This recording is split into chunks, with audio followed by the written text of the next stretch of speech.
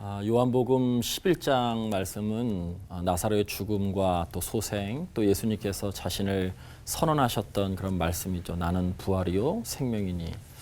여러분이 요한복음 11장의 나사로의 죽음에 있어서 저는 두 가지 단어를 대단히 집중해서 보았는데, 하나는 17절에 나온 이미 죽은 지 나흘이 되었다라고 하는 나흘이에요. 30절 이하에도 보면 이제 이 나흘이 지난 이 시체에서 나는 썩은 냄새가 났다라고 할 정도로 이 죽음에 대한 아주 심각성을 이야기하고 있죠. 또 한 가지는 마르다와 마리아, 또 함께 장례식에 참여했었던 모든 사람들이 애통하며 눈물을 흘렸다라고 하는 눈물이에요. 이 나흘과 눈물이 바로 우리가 이 땅에 살고 있는 사람들의 가장 궁극적인 문제죠. 죽음의 문제, 그것이 나흘이에요. 해결할 수 없는 것. 눈물은 이 땅에서 살고 있는 우리들의 탄식이죠. 행복하게 살려고 애를 쓰고 있으나 그러나 우리들에게 어쩔 수 없이 오는 이 고난, 그런 아픔들이 우리에게 분명히 있다는 것이죠. 근데 33절에 예수님께서 이런 상황들을 보시고, 이런 전반적인 상황들을 보시고 비통히 여기셨다라고 하는 말씀이 있어요. 심령의 비통히 여기시고, 이 심령의 비통히 여긴다라고 하는 것은 헬라어 원어에 보면 우리가 생각한 것보다 조금 더 과격하게 표현하고 있는데 매우 분노하셨다라고 이렇게 말씀하고 있어요. 그냥 슬퍼하셨다, 마음 아파하셨다 이렇게 설명하면 더 적절할 텐데, 원래 원어에는 아주 분노하셨다는 거예요. 그들이 죽은 그 모습, 그들이 눈물 흘리는 이 땅의 그 모습, 이 나사로의 죽음과 그 주변 사람들의 눈물은 그 가족의 문제가 아니라 모든 인간이 가지고 있는 죽음과 고난의 문제이기 때문에 이것이 이렇게 고통스럽게 인간 사회에 있는 것에 대해서 주께서 대단히 분노하셨다는 것이죠.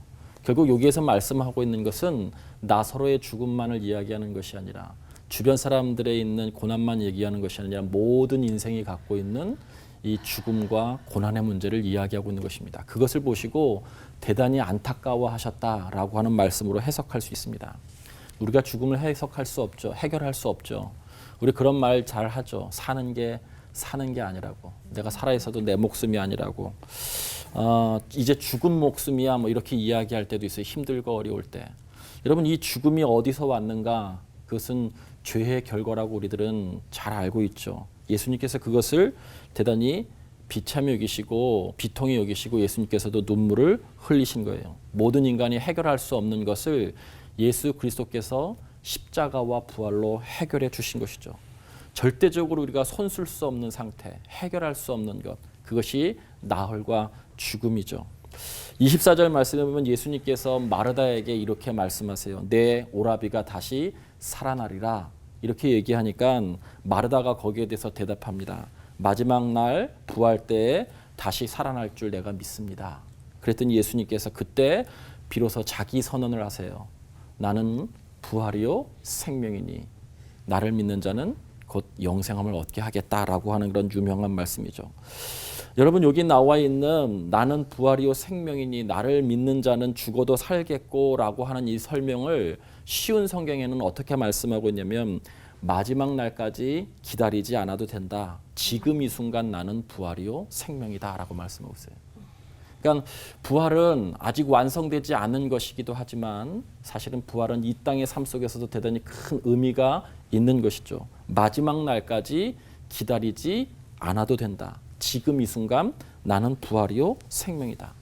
예수님께서 십자가로 우리의 죄와 죽음의, 죄의 결과인 죽음의 문제, 그리고 이 땅의 고난의 문제를 해결해 주셨어요. 그리고 그분이 생명의 주인이시라고 하는 것을 선언하고 있는 것이죠. 그분과 동행하는 삶, 그분과 함께하는 삶이 있을 때에는 이 세상이 눈물이고 그리고 죽은 것 같은 삶이지만, 이제 생명의 주인이신 그분과 함께 우리들이 동행할 때 이 세상 모든 것이 다시 새롭게 보이게 되고 새 길이 열려지고 새 삶을 살 수 있게 되는 것이죠. 그래서 부활은 생명의 회복이기도 하고 일어섬이기도 하고 다시 새롭게 보는 것이기도 하고 영생의 삶이기도 한 거예요. 슬픔의 삶, 비참한 삶, 죽음과 같은 삶이 기쁨으로 변화하게 되는 우리 신앙에 있어서 가장 중요한 그러한 근거가 되는 것이죠. 십자가는 그 삶의 시작이었다면 부활은 그것의 완성입니다. 여전히 우리가 지금도 죽음과 나흘과 눈물, 고난이 우리 삶 속에 여전히 있습니다. 그러나 나는 부활이요 생명이니 이 그 주님과 동행한다면 모든 것이 다 새롭게 보이기 시작하고 또 모든 것을 새로운 길을 걸을 수 있는 그런 삶을 살게 될 것입니다. 그것이 부활신앙입니다. 저와 여러분이 이 부활신앙을 잘 걸어가실 수 있는 복된 자리 되시기를 주님의 이름으로 간절히 축원을 드립니다. 아멘. 기도하겠습니다. 지금 우리가 맞이하고 있는 어떤 상황 가운데서도 부활신앙으로 이기고 극복하고 또 아름답게 살 수 있도록 인도하여 주시옵소서. 아멘. 우리 주 예수 그리스도의 이름으로 간절히 기도드립니다. 아멘. 믿는 사람이든 안 믿는 사람이든 죽음을 앞둔 분들이 그제서야 이제 나 이제 어디로 가면서 두려움 가득한 얼굴로 말씀하신다는 얘기를 들은 적이 있거든요. 혼자 된 것 같고 이제 두렵고 뭐 끝난 것 같고 이런 마음들. 근데 천학동 목사님, 우리가 나이 들수록 죽음의 목전에 갈수록 부활 영생을 오히려 기뻐하면서 천국 갈 수는 없을까, 그런 방법이 있을까 한번 질문 드려봅니다. 저는 이게 두 가지 한자적인 단어를 좀 이렇게 생각하면 우리들에게 도움이 될 것 같은데, 하나는 소천이라고 하는 것이고 하나는 소명이라고 하는 거죠. 왜 두려웠냐면 돌아갈 곳이 없기 때문에 두려운 거죠. 소천이라고 하는 것은 하늘에서 불렀다라고 하는 것이죠. 이제 하늘로 다시 돌아가는 거예요. 돌아갈 곳이 명확하게 있다라고 하는 믿음을 갖게 되면 이 땅의 삶의 자세가 절대적인 평안과 또 기쁨 가운데 돌아갈 곳이 있기 때문에 저는 분명히 있다라고 그렇게 믿어져요.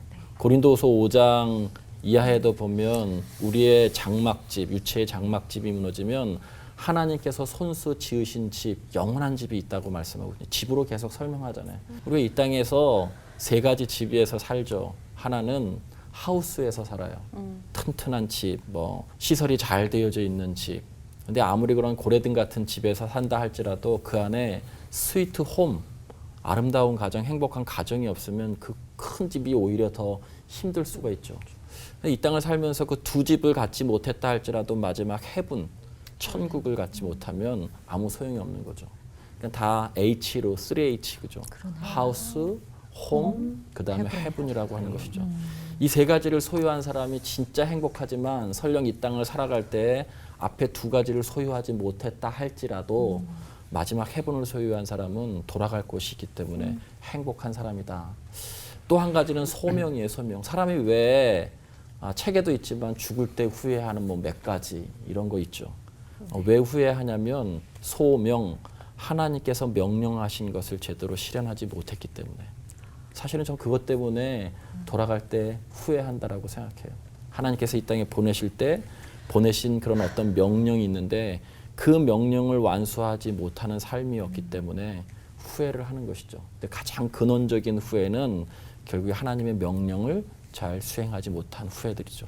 돈을 못 벌어서 뭐 누구와 어디 여행을 못 가서 이런 것들은 근본적인 후회가 아닌 것 같아요. 정말 소천, 소명이라고 하는 단어만 잘 생각해봐도 우리들에게 부활의 신앙과 관계가 있고 이 땅에서 평안할 수 있다라고 하는 생각이 듭니다.